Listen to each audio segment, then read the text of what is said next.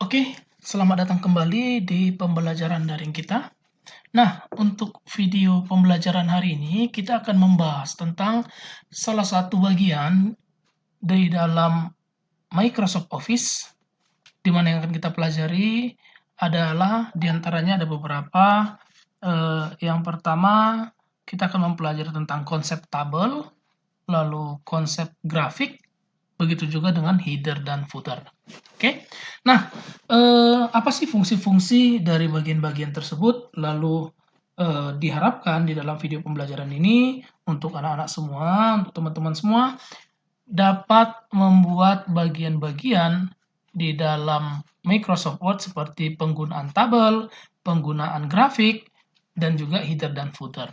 Nah, seperti apa sih konsep pembuatannya? Seperti apa cara membuat tabel grafik dan lain sebagainya? Silakan disimak video pembelajaran berikut ini.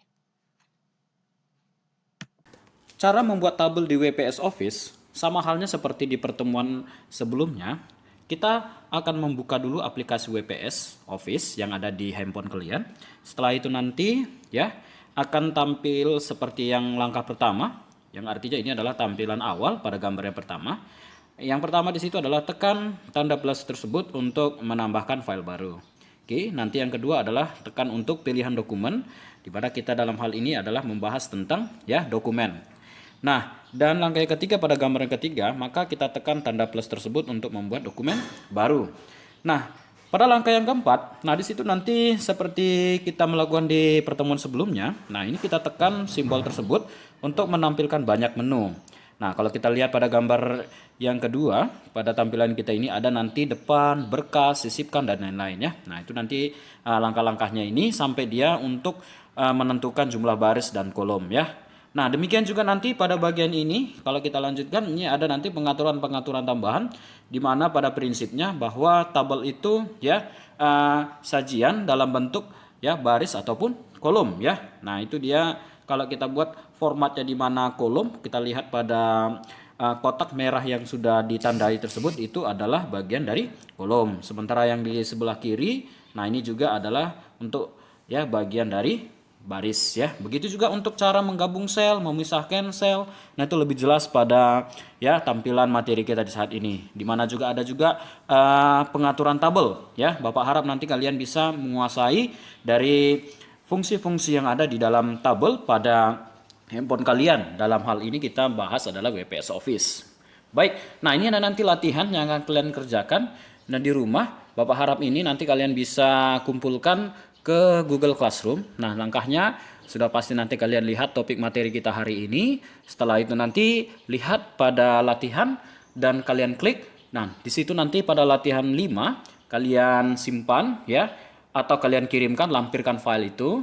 Jadi ya pengumpulan ini jadi jangan sampai ada yang terlambat ya, karena ini akan menjadi nilai latihan kalian. Oke, nah ini adalah format tabel yang akan Bapak jelaskan dalam hal ini ya. Kita akan coba menggunakan WPS Office kita. Baik, nah sekarang langsung saja saya mengarah ke ya praktek. Nah, jadi ada baiknya saya akan coba buka aplikasi WPS Office. Oke. Nah, setelah itu nanti kalau ada iklan begini boleh di-X saja ya supaya tidak mengganggu tampilan kita. Nah, langkah awal tadi adalah kita tekan plus untuk memulai ya file baru kita. Nah, jangan lupa untuk menekan dokumen ya. Dalam hal ini kita membahas tentang dokumen. Setelah itu tekan kembali kosong untuk membuat file baru ya. Nah, di sini adalah tampilan awal pada dokumen kita, di mana pada prinsipnya di sini ya kita akan memasukkan tabel dulu. Baik, kita klik pada tombol ini ya. Nah, nanti akan ada menampilkan banyak menu pastinya, di mana ada depan, berkas, sisipkan, lihat, tinjau, pena, dan lain-lain ya. Nah, kita akan coba tekan sisipkan. Nah, setelah itu nanti kita tekan ya pada pilihan tabel. Nah, ini akan lebih diarahkan ya menuju berapa jumlah baris dan berapa jumlah kolom. Nah, kalau kita lihat tampilan latihan tadi, nah itu memiliki ya jumlah kolomnya sebanyak 4 ya. Barisnya kita buat saja 9 ya sesuai contoh. Nah, demikian juga nanti ada gaya tabel, format tabel. Nah, ini bisa kita lakukan seperti konsep contoh latihan kita. Nah, ini saya klik ini pada warna hijau. Setelah itu saya oke kan, ya.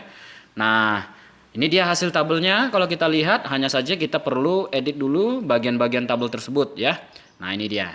Nah, di mana tadi pada prinsipnya A, B, C, dan D ini dikatakan adalah bagian dari kolom. Sementara yang dikatakan angka, nah itu ada 1, 2, dan sampai seterusnya, itu sampai 9, nah itu dikatakan adalah baris ya.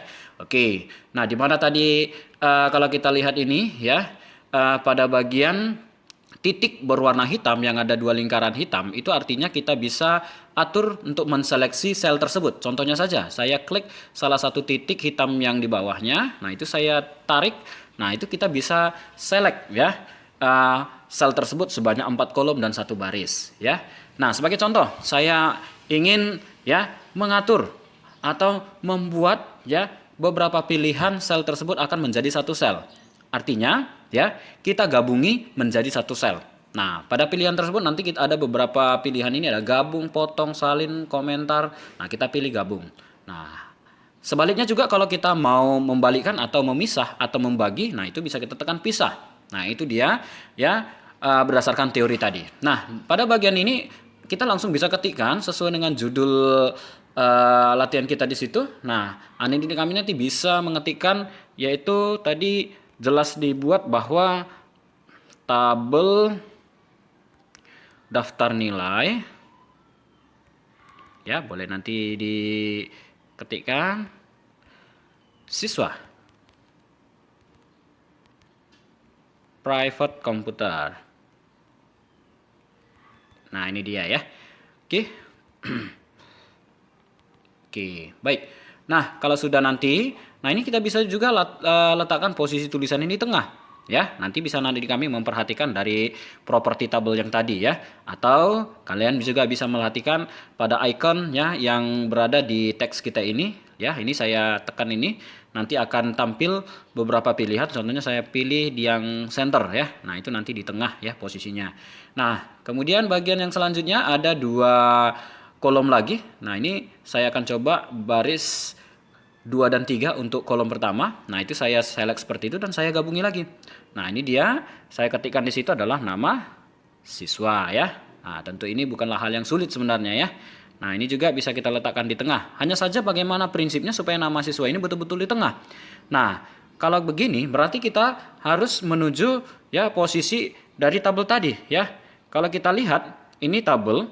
Nah, jadi kita atur posisinya bagaimana? Nah, itu tergantung dari pilihan kita. Nah, nanti kita coba atur sekaligus saja. Nah, di sini saya ketikkan dulu untuk nama-nama siswanya. Itu ada Agus, kemudian ada Made, kemudian ada Niken, kemudian ada lagi Jono ya. Kemudian ada yang terakhir Bambang ya. Oke. Kemudian setelah nama siswa, nah itu nanti kita select ada kira-kira 3 kolom ya, 3 kolom seperti ini sama seperti langkah pertama. Ini kita gabungi selnya ya. Nah, setelah kita select nantinya seperti yang Bapak lakukan ini, nah ini kita gabung ya.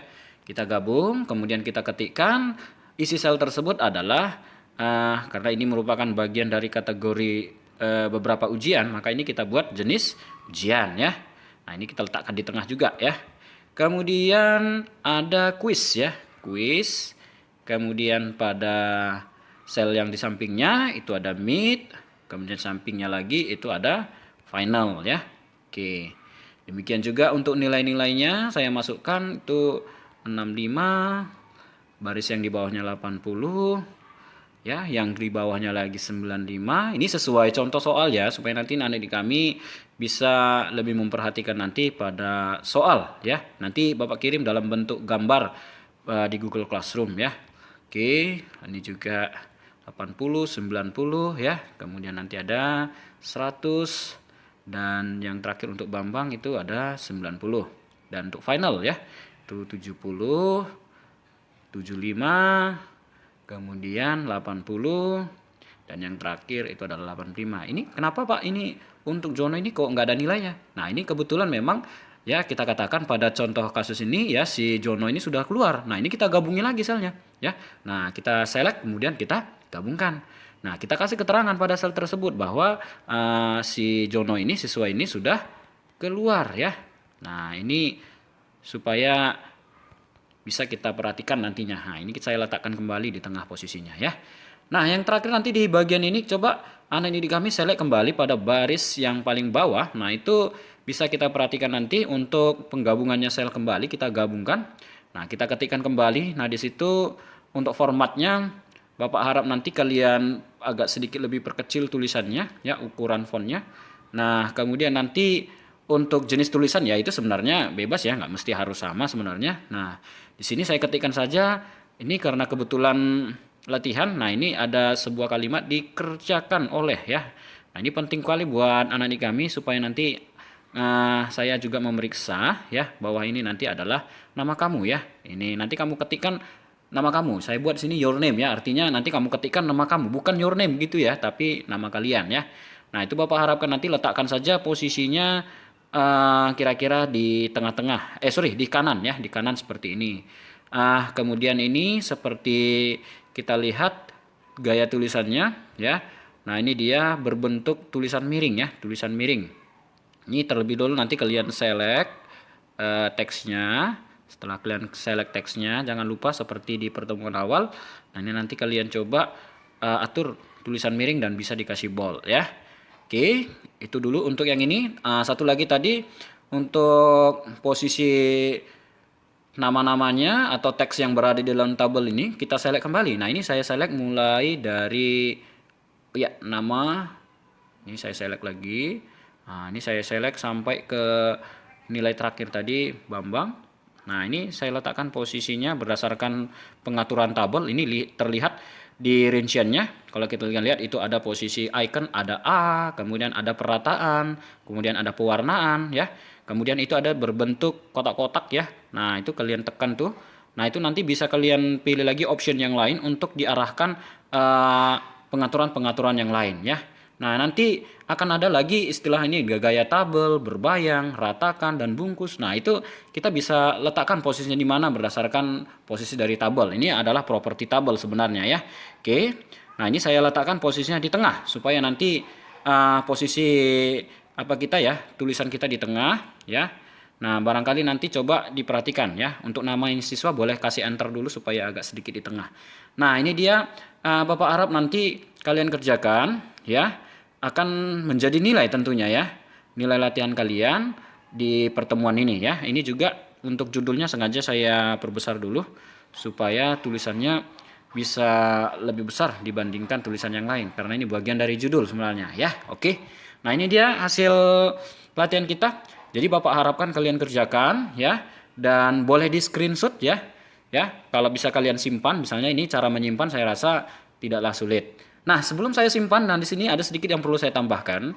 Nah, di dalam properti tabel, nah ini Pak, bagaimana kalau seandainya saya saja baris saya kurang nih, bagaimana?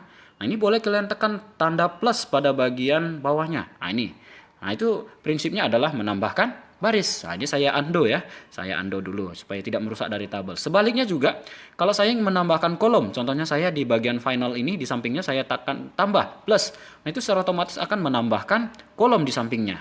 Nah, itu kalau kita lakukan penambahan ya. Nah, itu perlu kalian pahami untuk ya memformat tabel. Demikian juga untuk pewarnaan. Contohnya saja pada bagian judul ini saya kurang tertarik pada bagian warna ini ya. Nah, itu tadi ada di bagian pengaturan tabel pastinya ya.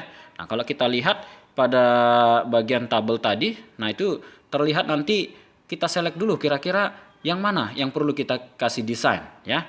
Nah, contohnya ini saya select dulu pada baris yang pertama, ya kan? Pada baris yang pertama tentunya pada bagian judul. Nah, ini boleh kita kasih warna. Contohnya saja saya nggak suka warna itu.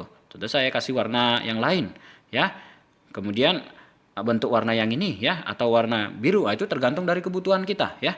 Nah, itu dia dari format tabel, ya. Bapak harapkan itu saya undo supaya nanti kalian bisa memahami cara menggunakan tabel, ya. Baik itu secara umum, ya, maupun berdasarkan materi kita saat ini ya.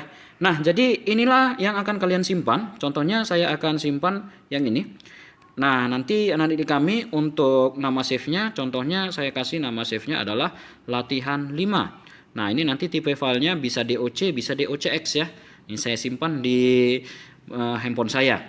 Nah, jadi sebenarnya kalau di dalam grafik, nah itu nanti akan kita bahas di bagian Excel, ya kan? Nah, itu nanti akan ada di bagian materi pertemuan Excel. Tapi kalau kalian bisa memahami tentang sistem grafik yang ada di dokumen Word, nah itu bisa dilihat nanti di versi laptop atau versi komputer. Nah, di situ lebih rinci Bapak jelaskan ya. Nah, jadi Bapak harap, nah coba nanti kalian pelajari dan kalian praktekkan ya. Cara menggunakan tabel ini, penggunaan tabel ini sebaik mungkin supaya nanti akan menjadi pembelajaran kalian di rumah. Baik, nah itu saja materi kita saat ini. Jangan lupa ya kalian mengirimkan file ini berdasarkan soal yang sudah Bapak buatkan di dalam teori kita ya. Lebih tepatnya tadi ini pengumpulannya Bapak harap jangan sampai terlambat ya. Jadi topik ini adalah berada pada materi pertemuan tanggal hari ini ya. Kalian kirimkan di Classwork ya. Lihat di latihan nanti, masukkan latihan 5 sebagai lampirkan file dan kirim ya. Jadi jangan sampai terlambat. Oke? Bapak harap itu saja dulu materi kita hari ini. Jadi tetap jaga kesehatannya. Jadi nanti materi kita masih membahas tentang membuat dokumen lanjutan dalam hal ini ya. Jadi kita masih membahas tentang Word ataupun dokumen nantinya. Baik, itu saja materi kita hari ini. Sampai jumpa di pertemuan selanjutnya. Terima kasih.